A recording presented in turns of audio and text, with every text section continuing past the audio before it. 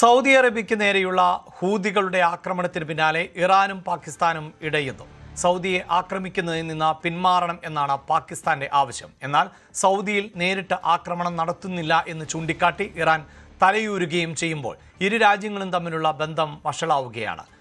വിനോദാണ് വാർത്തയുടെ വിശദാംശങ്ങളുമായി ചേരുന്നത്. വിനോദ്, നേരത്തെ തന്നെ പാകിസ്ഥാനും സൗദിയും തമ്മിലുള്ള ധാരണയുണ്ട്, ആക്രമിച്ചാൽ പരസ്പരം ഇടപെടും എന്നുള്ളത്. അതിനിടയിലാണല്ലോ ഈ പ്രതിസന്ധി ഇപ്പോൾ പാകിസ്ഥാന് വെല്ലുവിളിയായി മാറുന്നത്. അഭിലാഷ്, നേരത്തെ തന്നെ ഒരു ആണവ കരാർ അത് പാകിസ്ഥാനും സൗദിയുമായി ഒപ്പുവെച്ചിരുന്നു. അതിന് പിന്തുണ അമേരിക്കയുടേത് ഉണ്ടായിരുന്നു. അമേരിക്ക കൂടി പിന്തുണച്ചതോടുകൂടിയാണ് സൗദിക്ക് അങ്ങനെ ഒരു യുദ്ധ ആവശ്യം വന്നു കഴിഞ്ഞാൽ പാകിസ്ഥാൻ സഹകരിക്കുമെന്നൊരു ധാരണയിലേക്ക് പോയത്.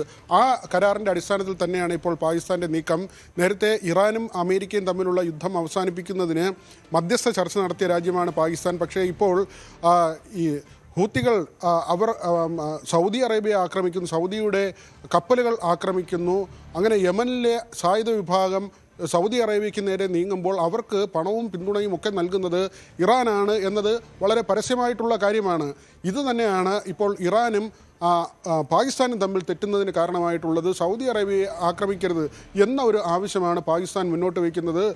ഹൂത്തികൾക്ക് ആയുധമോ അല്ലെങ്കിൽ സാമ്പത്തിക സഹായമോ നൽകുന്നത് നിർത്തിവെക്കണം എന്നതിനപ്പുറത്തേക്ക് ആ ആയുധങ്ങൾ ഉപയോഗിച്ച് സൗദി ആക്രമിക്കുന്നത് അവസാനിപ്പിക്കണമെന്ന ഒരു നിർദ്ദേശമാണ് പാകിസ്ഥാൻ മുന്നോട്ട് വയ്ക്കുന്നത്. ഇറാൻ പക്ഷേ ഈ ഘട്ടത്തിൽ അതിൻ്റെ ഉത്തരവാദിത്വം ഏറ്റെടുക്കുന്നില്ല. തങ്ങൾക്ക് ആ കാര്യത്തിൽ നേരിട്ട് പങ്കില്ല. അതുകൊണ്ട് തന്നെ സൗദിയെ ആക്രമിക്കുന്ന കാര്യത്തിൽ എന്തെങ്കിലും ഒരു നിലപാടെടുക്കാൻ കഴിയില്ല എന്നൊരു നിലയിലേക്കാണ് ഇറാൻ എത്തിച്ചേർന്നിട്ടുള്ളത്. എങ്കിലും പാകിസ്ഥാനുമായി തെറ്റാൻ ഇറാൻ ആഗ്രഹിക്കുന്നില്ല എന്ന റിപ്പോർട്ടുകൾ പുറത്തു വരുന്നുണ്ട്. കാരണം പാകിസ്ഥാൻ വഴി ഇറാൻ്റെ എണ്ണക്കടത്ത് നടക്കുന്നു എന്ന വിവരങ്ങൾ പുറത്തു വരുന്നുണ്ട്. അതായത് ഇപ്പോൾ ഹോർമൂസിൽ അമേരിക്കയുടെ നാവിക ഉപരോധം നിലനിൽക്കുമ്പോൾ ഇറാൻ മറ്റ് മാർഗങ്ങളിലൂടെ പാകിസ്ഥാനിലേക്ക് എണ്ണ എത്തിക്കുകയും അവിടെ നിന്ന് ഈ എണ്ണ കയറ്റുമതി നടക്കുകയും ചെയ്യുന്നുവെന്ന വിവരങ്ങളാണ് പുറത്തു വരുന്നത്. അതുകൊണ്ട് തന്നെ ഈ യുദ്ധം അവസാനിപ്പിക്കാൻ വേണ്ടിയുള്ള പാകിസ്ഥാൻ്റെ ശ്രമം, മറ്റൊന്ന് ഈ എണ്ണ കച്ചവടവുമായി ബന്ധപ്പെട്ട് ഇറാനെ സഹായിക്കുന്ന നിലപാട് പാകിസ്ഥാൻ എടുത്തിട്ടുള്ളത് കൊണ്ട് തന്നെ പാകിസ്ഥാനുമായി തെറ്റാൻ ഇറാൻ ആഗ്രഹിക്കുന്നില്ല എന്ന വിവരമാണ് പുറത്തു വരുന്നത്. അതേസമയം ജനങ്ങളോട് യുദ്ധത്തിന് തയ്യാറാകാൻ ഇറാൻ ആഹ്വാനം ചെയ്യുകയാണ്. സിവിലിയൻസിനോട് ആണ് അങ്ങനെ ഒരു ആഹ്വാനം നൽകിയിട്ടുള്ളത്. ആയുധ പരിശീലനങ്ങൾ നൽകുന്നുണ്ട്.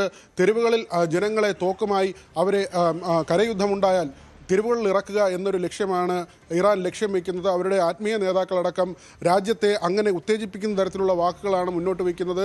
അമേരിക്കയുടെ ഏകാധിപത്യത്തിന് മുന്നിൽ കീഴടങ്ങരുത്, യുദ്ധം തന്നെയാണ്, യുദ്ധം വഴി മരണം വരിച്ചാൽ അത് അഭിമാനമാണ് എന്ന തരത്തിലാണ് ഇറാൻ്റെ പരമോന്നത നേതാക്കളെല്ലാം തന്നെ ഇപ്പോൾ ആഹ്വാനം ചെയ്യുന്നത്. അമേരിക്കയുടെ ഭാഗത്തു നിന്നുള്ള ഭീഷണി, കടുത്ത ഭീഷണി നിലനിൽക്കുകയാണ്. ഓരോ കപ്പലുകൾ ആക്രമിക്കുമ്പോഴും അതിനനുസൃതമായി ഇറാൻ്റെ ആസ്തി വകകൾ അത് കണ്ടുകെട്ടുകയോ അതിൽ നിന്ന് പണം ഈടാക്കുകയോ ഇറാനിലെ അടിസ്ഥാന സൗകര്യങ്ങൾ നശിപ്പിക്കുകയോ ചെയ്യുമെന്ന അമേരിക്കയുടെ ഭീഷണി അതേപടി നിലനിൽക്കുന്നുണ്ട്. ഈ ഒരു സാഹചര്യത്തിലാണ് സൗദി അറേബ്യയെ ആക്രമിക്കുന്നതുമായി ബന്ധപ്പെട്ട കാര്യത്തിൽ ഇറാനും പാകിസ്ഥാനും തമ്മിൽ തെറ്റുന്നത്. ഇങ്ങനെ ഒരു തെറ്റലുണ്ടാകുമ്പോൾ അമേരിക്കയുടെ വലിയ പിന്തുണ പാകിസ്ഥാനുണ്ട്, സൗദി അറേബ്യയ്ക്കുണ്ട് എന്നതുകൂടി ശ്രദ്ധേയമാണ്. അഭിലാഷ്, 2025 സെപ്റ്റംബറിൽ സൗദി അറേബ്യയും പാകിസ്ഥാനും തമ്മിൽ ധാരണയിൽ എത്തിയിട്ടുണ്ട്. അതായത് ഏതെങ്കിലും ഒരു രാജ്യത്തെ മറ്റൊരു രാജ്യം ആക്രമിച്ചാൽ ഇരു രാജ്യങ്ങളെയും ആക്രമിക്കുന്നതുപോലെ കണക്കാക്കി ഒരുമിച്ച് നിന്നുകൊണ്ട് അതിനെ എതിർക്കും എന്നുള്ളതാണ്. അതുകൊണ്ട് തന്നെയാണ് പാകിസ്ഥാന്റെ നിലപാട് ലോകം ഇപ്പോൾ ഉറ്റുനോക്കുന്നത്. കൂടുതൽ വാർത്തകൾക്ക് news 18 Keralam YouTube channel subscribe ചെയ്യുക.